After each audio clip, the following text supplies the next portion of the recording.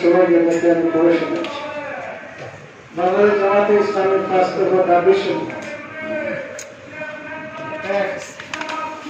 আগামী ফেব্রুয়ারিতে অনুষ্ঠিত জাতীয় নির্বাচনের পূর্বে জুলাই জাতীয় সনদ বাস্তবায়ন আদেশ জারি ও উক্ত আদেশের উপর গণভোট আয়োজন করা।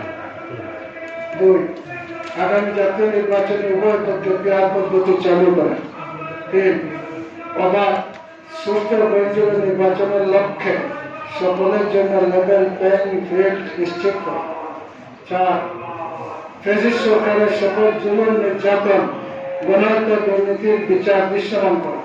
5.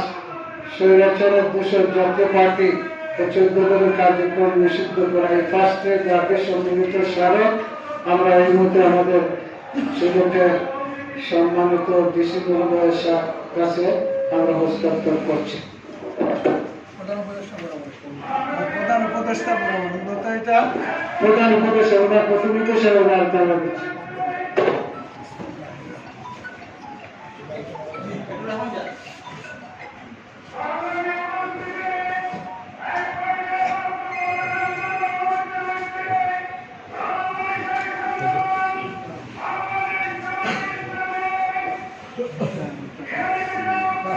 Okay. Thank you.